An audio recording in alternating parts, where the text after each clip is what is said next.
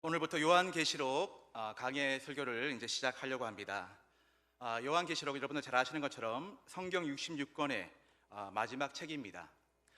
창세기에서 시작된 하나님의 구원 역사가 어떻게 완성되었는지를 보여주는 책이 바로 요한계시록입니다. 그런데 많은 분들이 요한계시록을 떠올리면 은혜와 위로와 소망보다 먼저 어떤 감정을 느끼냐면 무섭다, 두렵다, 그리고 어렵다라고 느낍니다. 왜냐하면 심판과 재앙, 그리고 적그리스도, 666, 세상의 끝이 어떻게 되는지 이런 내용들이 요한계시록 안에 기록이 되어져 있기 때문입니다. 작년 하반기에 바이블 아카데미에서 제가 요한계시록을 어떻게 읽을 것인가 라는 주제로 12주 동안 요한계시록 강의를 했습니다. 그때 여기도 좀 많이 계시는데요, 한 20여 명의 우리 성도님들께서 함께 참여하여서 말씀을 함께 배우며 함께 은혜 받는 귀한 시간들을 가졌습니다. 그런데 제가 강의가 시작되기 전에 좀 많은 분들이 이 말씀을 좀 들었으면 좋겠다, 그래서 제가 좀 한 분 한 분 찾아가서 이번 주부터 요한계시록 하는데 집사님, 권사님 함께 들으면 좋겠습니다 라고 제가 권면을 드리니까 한 분이 이렇게 이야기하셨습니다. 목사님, 제가 아는 분이 그러는데요, 요한계시록을 함부로 배우면 안 된대요. 아니, 목사한테 배워야지 누구한테 배웁니까? 그 집사님이 함부로 배우면 안 된다, 충분히 이해가 되어집니다. 그런데 여러분들 중에도 아마 이런 마음을 느끼는 분들 많이 계실 것입니다. 요한계시록은 결코 쉬운 책이 아닙니다. 읽어도 이 무슨 말씀인지 잘 모르고 혹시 잘못 읽었다가 이단에 빠지지 않을까라는 그런 두려운 마음이 우리 가운데 있는 것이 사실입니다. 그런데 여러분, 요한계시록이 하나님의 말씀인데 정말 우리에게 두려움을 주는 책일까요? 결코 그렇지 않습니다. 요한계시록은 두려움을 주기 위해 기록된 책이 아니라 바로 고난 가운데 있는 교회와 성도들에게 위로와 소망을 주시기 위해서 기록된 책입니다. 이단에 빠지기 위한 책이 아니라 오히려 이단의 거짓을 분별하고 성도들을 진리 위에 굳게 세워주는 하나님의 말씀이 바로 요한계시록이라는 것입니다. 그래서 요한계시록은 오늘부터 여러분들 반드시 읽으셔야 되는 말씀입니다. 그리고 목회자들로부터 바르게 해석해야 되는 말씀입니다. 그리고 교회에서 반드시 1장부터 22장까지 선포되어야 될 하나님의 말씀인 줄 여러분들 믿으시기를 주님의 이름으로 축복합니다. 자, 오늘은 요한계시록 강의 첫 번째 시간으로 설교보다는 오늘 말씀의 제목처럼 요한계시록이 과연 그러면 어떤 책인가라는 이런 제목으로 좀 전체를 괴간하면서 함께 은혜를 받는 그런 시간을 함께 나누고자 합니다. 좀 기록하면서 들으시면 좋을 것 같습니다. 자, 첫 번째, 요한계시록은 고난받는 교회와 성도들에게 주신 하나님의 위로와 소망의 말씀입니다. 두려움의 말씀이 아니라 여러분 이것을 기억하셔야 됩니다. 위로와 소망의 말씀이다라는 것입니다. 우리가 요한계시록을 살펴볼 때에 이 말씀이 언제 그리고 어떤 시대적 배경 속에서 그리고 누가 기록했는지를 아는 것이 상당히 중요합니다. 요한계시록은 사도 요한이 AD 95, 96년경 도미티아누스 황제가 통치하던 시대에 반모섬에서 기록된 말씀입니다. 자, 요한계시록은 평안한 시대에 기록된 책이 결코 아닙니다.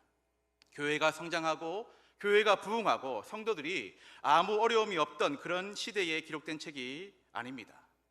당시 로마 제국은 황제 숭배를 강요하며 사람들에게 황제를 향해서 나를 보고 주님이라고 말해라, 주님이시며 당신이 신이십니다 라고 고백을 강요했습니다.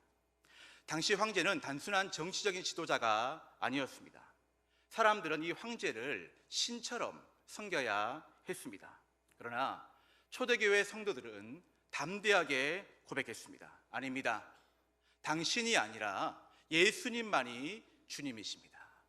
당신이 주님이 아니라 우리 주님만이, 우리 예수님만이 나를 구원하신 주님이십니다 라고 초대교회 성도들은 담대하게 고백했던 것이었습니다. 목숨을 건 신앙 고백이었습니다. 이 고백 때문에 성도들은 경제적으로 배제되었습니다. 사회적으로 고립되었습니다.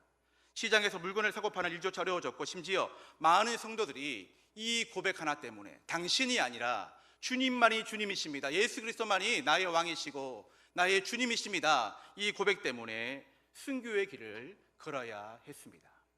사도 요한도 마찬가지였습니다. 그는 예수님의 12제자 가운데 가장 오래 살아남아서 끝까지 복음을 증거했던 사람이었습니다. 그는 요한복음과 요한 1, 2, 3서를 기록했고 결국 복음 때문에 반모섬에 유배되었습니다. 반모섬은 당시 로마 제국의 가장 극악무도한 정치범과 중범죄자들을 가두어서 강제 노역을 시키던 악명 높은 유배지였습니다.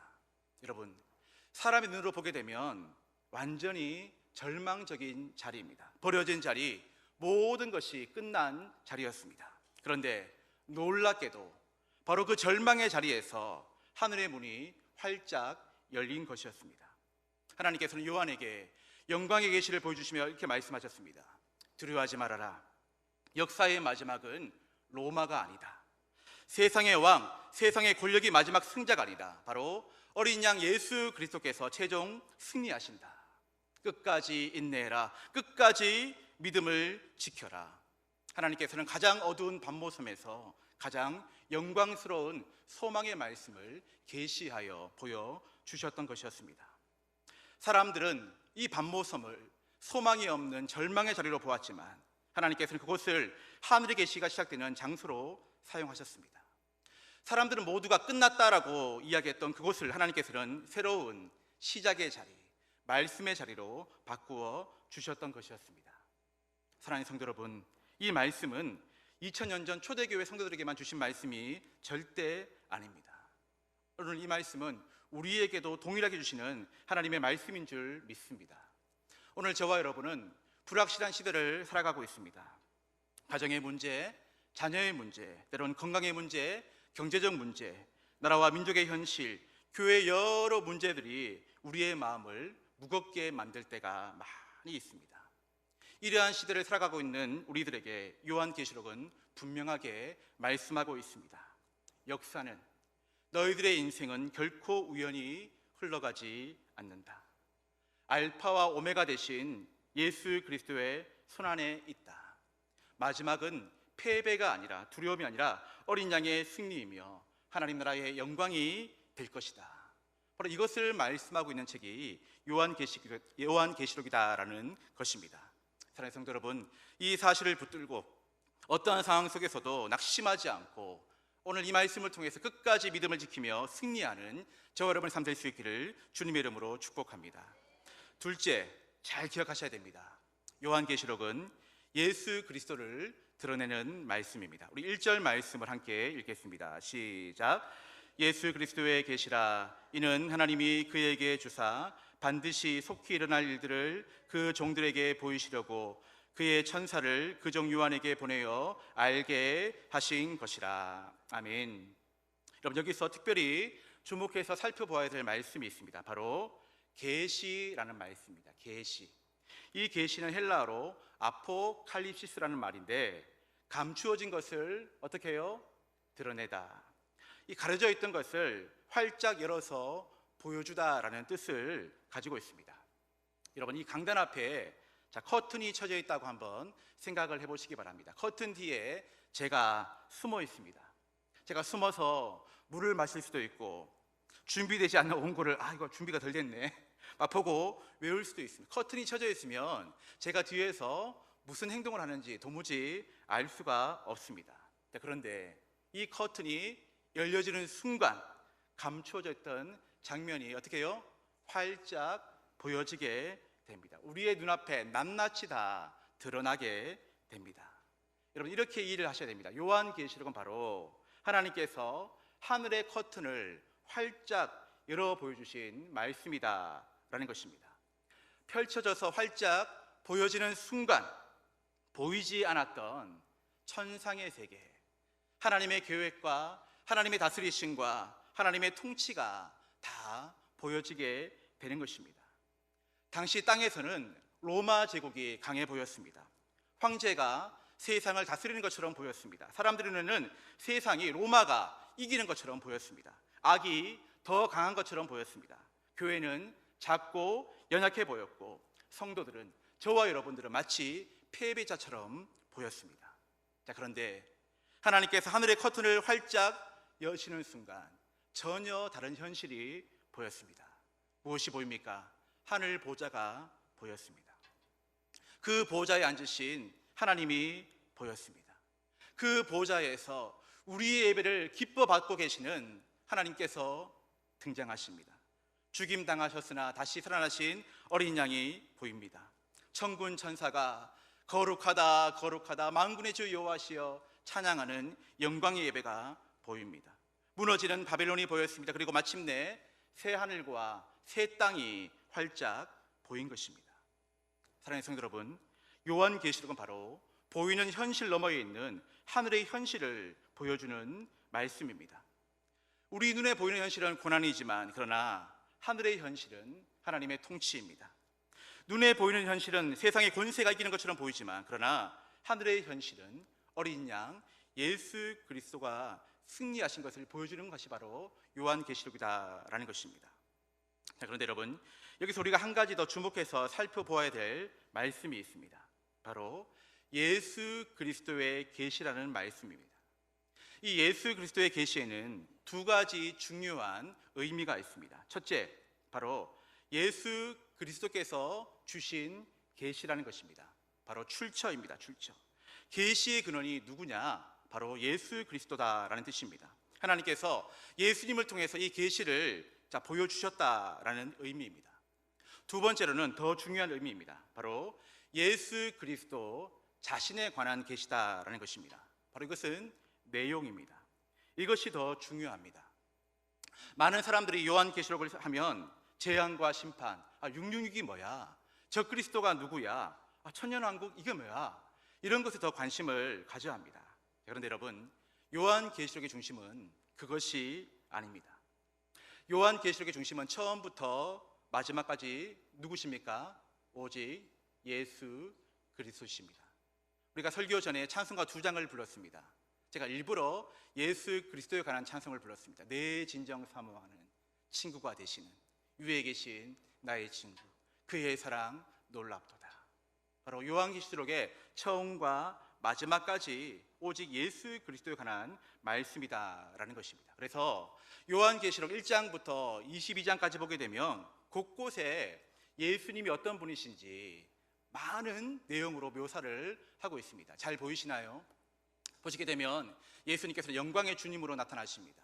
그리고 5장에서는 죽임당한 어린 양의 모습으로, 그리고 계시록 19장에서는 백마 타신 승리자 예수 그리스도로, 알파와 오메가 되시는 예수 그리스도로, 무엇보다 우리 춘천 동부교회와 함께 하시는 주님으로, 영원한 빛 되신 예수 그리스도를 1장부터 22장까지 곳곳에서 보여주고 있습니다. 다시 말하면 처음부터 마지막까지 오직 누구의 이야기입니까?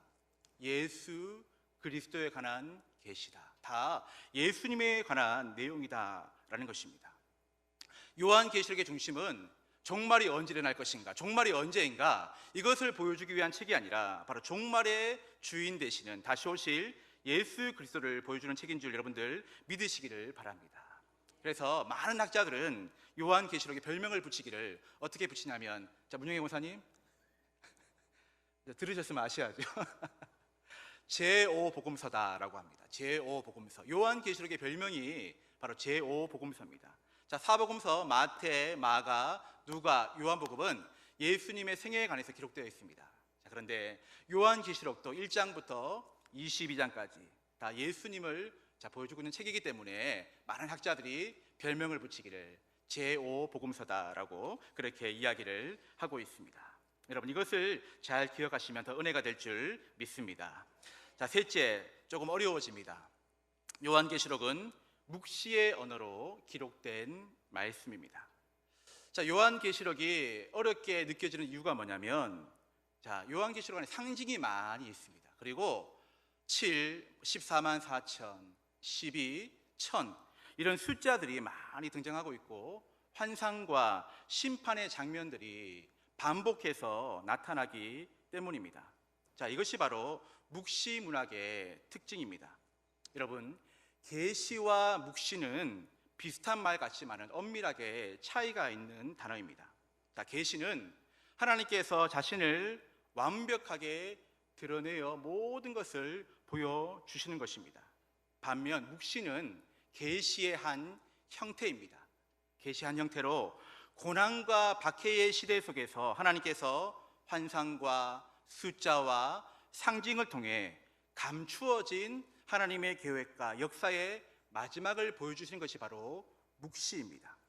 그래서 구약의 다니엘서나 에스겔서, 스가랴서 그리고 요한계시록을 보게 되면 환상이 나오고 숫자가 많이 나옵니다. 이것이 묵시 문학이다라고 그렇게 이야기를 하고 있습니다.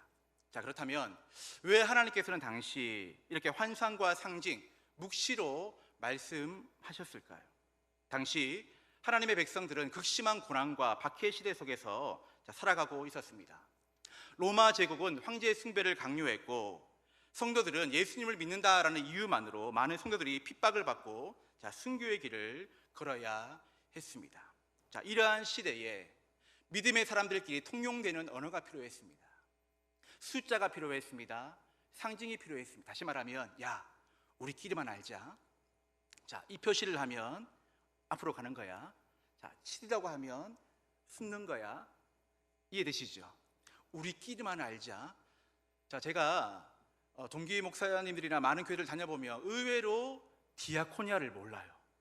예, 의외로 자꾸만 디아코니아를 코이노니아라고 이야기를 해요. 다른 교회 성도님들은.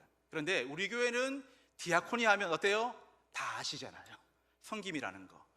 우리끼리만 아는 거예요. 우리끼리만 아는 거. 다른 교회는 잘 몰라요. 마찬가지입니다. 당시 박해와 핍박의 시대 속에서 신앙을 지키기 위해서 뭔가 우리끼리 아는 암호가 필요했습니다. 뭔가 표현이 필요했습니다. 그것을 환상으로, 때로는 숫자로, 때로는 동물의 모습으로 요한계시록 곳곳에 드러나고 있었다라는 것이죠. 그래서 로마 사람들은 몰라요. 이게 뭔지. 자, 그래서 여러분들 한번 표를 보시기 바랍니다. 잘 보이시나요? 여기 보면 짐승, 뿔, 눈, 바벨론, 용, 어린 양, 일곱, 그리고 촛대, 별, 흰옷. 자, 이런 이제 표현 단어들이 이제 앞으로 요한계시록에 많이 등장을 할 것입니다. 자, 이게 짐승이 뭔지 로마 사람들은 몰라요. 그런데 당시 하나님의 백성들은 짐승은 단순한 괴물이 아니라 하나님을 대적하는 세상 권력, 당시로 말하면 도미티아누스 황제. 자, 용은 야, 이 긴 용이야? 아니죠. 사탄과 마귀를 가리키는 말. 바벨론은 정말로 큰 도시가 아니라 하나님을 대적하는 세상 도시와 문화를 가리키는 말. 어린 양은 순한 양이구나, 동물이구나, 이것이 아니라 어린 양은 우리끼리 알잖아요. 바로 예수 그리스도구나. 촛대는 교회구나, 별은 교회 지도자구나, 흰옷은 바로 의롭다 하심, 정결하심을 상징하는구나. 로마 사람들은 몰랐지만 우리끼리는 다 알고 있는 것, 이것이 바로 묵시 문학입니다. 또한 요한계시록에는 숫자에도 중요한 의미가 담겨져 있습니다. 표를 보시기 바랍니다. 오늘 표가 많이 나오죠. 7, 12, 14만 4천. 자, 14만 4천은 정말로 14만 4천 명만 구원받는다는 뜻일까요? 아닙니다. 구약의 12지파와 신약의 12사도, 그리고 충만함을 상징하는 천을 곱한 이 숫자로 모든 시대에 속한 하나님의 백성을 의미하는 단어입니다. 자, 이렇게 요한계시록에는 그냥 문자적으로 해석하면 오해가 될 만한 표현들이 많이 있습니다. 하지만 당시 하나님의 백성들은 14만 4천 그러면 알아요. 666 그러면 다 누군지 알고 있어요. 1000년 그러면 다 알고 있어요. 로마 사람들은 모르지만 여러분, 이것이 바로 요한계시록을 우리가 이해하기 어렵지만 이제 앞으로 이제 저를 비롯해서 우리 목사님들을 통해서 다음 주부터 한 장 한 장, 한 절 한 절 풀어갈 것입니다. 이것이 무엇을 의미하는 것인지. 그래서 우리가 요한계시록을 바르게 읽기 위해서는 요한계시록은 묵시 문학 안에서 기록된 책이구나, 이것을 이해하는 것이 상당히 중요합니다. 자, 네 번째, 더 어렵습니다. 자, 요한계시록은 구약의 배경과 연결해서 읽어야 됩니다. 우리가 요한계시록을 바르게 이해하고 읽기 위해서는 구약을 잘 알아야 됩니다.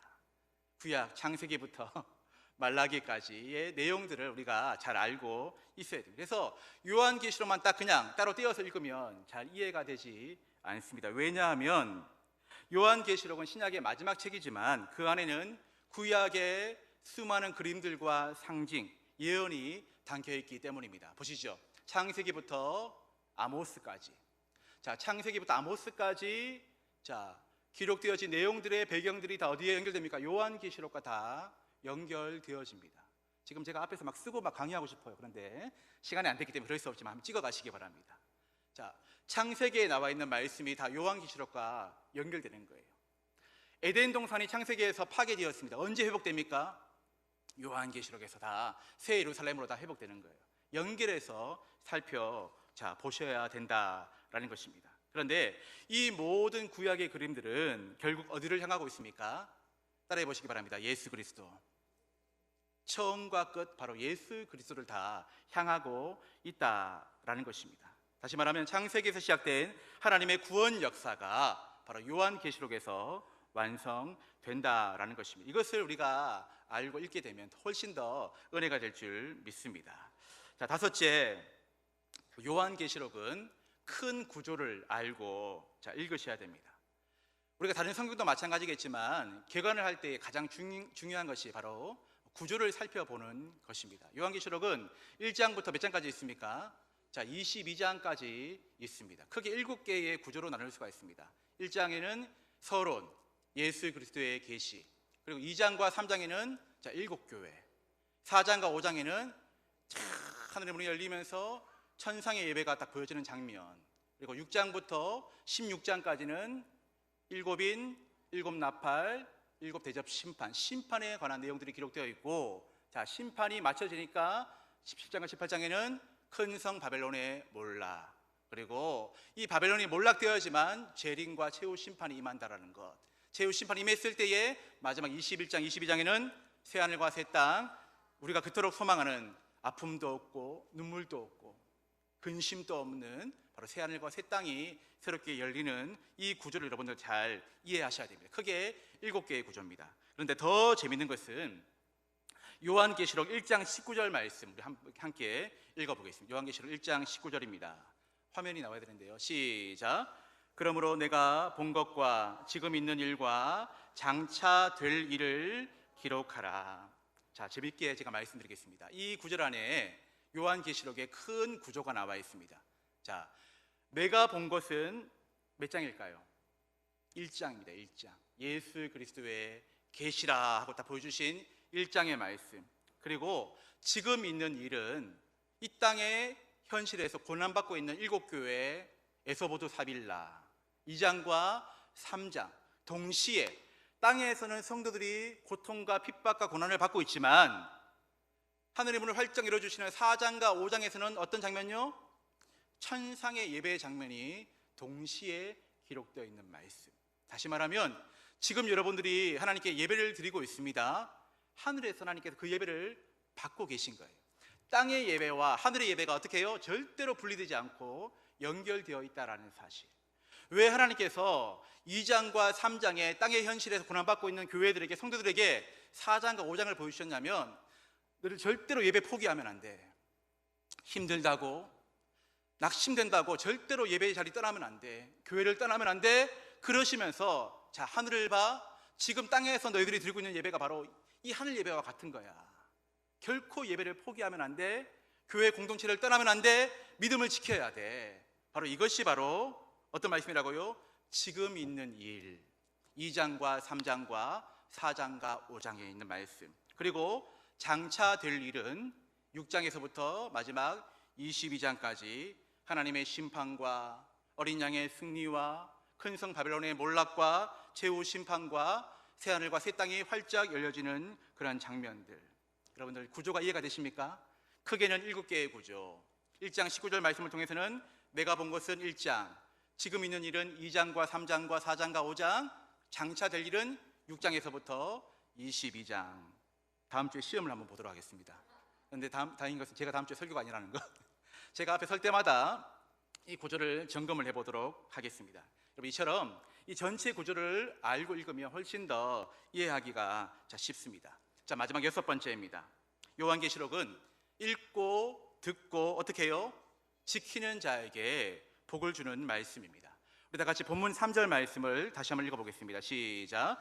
이 예언의 말씀을 읽는 자와 듣는 자와 그 가운데에 기록한 것을 지키는 자는 복이 있나니 때가 가까움이라. 여러분, 성경은 복의 말씀입니다. 창세기부터 마지막까지 복을 이야기하고 있습니다. 그런데 어떤 자가 복이 있다고요? 첫 번째, 잘 읽으셔야 됩니다. 여러분들, 말씀을, 이 66권의 말씀을 창세기부터 요한계시록까지 읽으셔야 됩니다. 그리고 잘 들으셔야 됩니다. 공예배 가운데 목회자들로부터 선포되는 말씀, 여러분들 잘 들으셔야 됩니다. 심령에 간직하셔야 됩니다. 그리고 내가 읽고 말씀을 잘 들었다면, 자, 진정한 복의 완성은 어떻게 해요? 그렇죠. 이 말씀을 지키는 자가 복이 있다. 다 중요합니다. 따로 떼어놓을 수가 없습니다. 잘 읽어야지만, 잘 들어야지만 잘 지킬 수가 있습니다. 잘 보지 않고 잘 듣지 않으면 잘 지킬 수가 없어요. 여러분들, 개인적으로 반드시 읽는 시간들을 가지셔야 돼요. 그리고 예배 가운데 선포되는 말씀을 빠짐없이 잘 들으셔야 돼요. 마음에 새기셔야 됩니다. 그리고 이 말씀이 내 심령밭에 참 은혜가 됩니다. 아멘입니다. 오늘 고백했던 것처럼 아멘, 아멘, 아멘 된다면 여러분들 예배당 문 밖을 나가셔서는 그 말씀 어떻게 해요? 하나라도, 작은 것부터 큰 일까지 두려워하지 말고 염려하지 말고 담대하게 믿음으로 사랑으로 지키셔야지만 복이 완성됩니다. 요한계시록은 분명하게 우리에게 복을 약속합니다. 읽는 자, 그리고 듣는 자, 그 말씀을 지키는 자가 복이 있다라고 말씀하고 있습니다. 오늘 짧은 시간 동안 여러분 이해가 되시나요? 우리가 1번부터 6번째까지 살펴보았는데, 자, 오늘 교관을 마무리하면서, 자, 그러면 오늘 첫 번째 시간인데 나는 요한계시록 말씀을 통하여서 무엇을 지켜야 될까? 무엇에 순종해야 될까? 여러분들 세 가지만 기억하시기 바랍니다. 첫째, 예배를 끝까지 지키시기 바랍니다. 예배를 끝까지 지키셔야 됩니다. 요한계시록의 중심 장면은 바로 하늘 보좌의 예배입니다. 2장과 3장에 7교회 성도들이 예배를 포기하려고 했습니다. 왜? 사도 요한마저 밤모섬에 유배되었습니다. 영적인 지도자가 없습니다. 힘을 잃어버렸습니다. 마치 교회가 무너질 것만 같았습니다. 내가 믿는 예수 그리스도가 이게 맞는가? 내 신앙이 지금 바른 길을 걷고 있는가? 예배 드려도 안 되네. 예배 드려도 시험밖에 핍박밖에 없네. 이렇게 좌절하고 있는 성도들에게 하나님께서 어떻게 해요? 하늘님을 활짝 열어보여주시면서, 아니야, 지금 너희가 드리고 있는 예배는 이 하늘 보좌 예배와 똑같은 예배야. 예배를 포기하면 안 돼. 끝까지 예배를 지켜야 돼. 예배는 선택이 아닙니다. 믿으십니까? 예배는 내 감정 따라 드리는 것이 아닙니다. 예배는 성도의 생명입니다. 예배를 지키는 사람만이 믿음을 지킬 수가 있고, 그 믿음을 갖고 사는 사람만이 끝까지 승리하게 될 줄 믿습니다. 첫째, 예배를 지키시기를 바랍니다. 두 번째로는 세상과 타협하지 마시기 바랍니다. 요한계시록은 큰 성 바벨론이 이 세상의 가치와 권력이 반드시 무너질 것이다라고 선포하고 있습니다. 이 바벨론은 하나님을 대적하는 세상 권세와 가치관을 상징합니다. 지금은 세상이 강해 보입니다. 물질이 힘이 있어 보이고 권력이 전부인 것처럼 보입니다. 좋은 대학에 들어가야지만, 좋은 데 취업해야지만, 돈을 많이 벌어야지만 인생 성공한 거야 라고 세상은 이야기하고 있습니다. 하지만 성도는, 저와 여러분은 결코 이 세상의 가치에 속아서는 안 됩니다. 이 세상의 가치와 타협하지 말아야 됩니다. 우리의 인생의 성공은 여러분 돈이 아니라 바로 성경인 줄 믿습니다. 성공하는 삶을 따라가는 것이 아니라 성경을 따라가는 삶이 진정한 성공인 줄 믿습니다. 결코 세상과 타협하지 마시기 바랍니다. 마지막 세 번째로는 어린 양의 승리를 바라보며, 여러분 힘드시지만 끝까지 어떻게 해요? 인내하시기 바랍니다. 끝까지 인내하시기 바랍니다. 믿음은 잠시 뜨거운 감정으로 지켜지는 것이 아닙니다. 끝까지 견디는 인내가 필요합니다.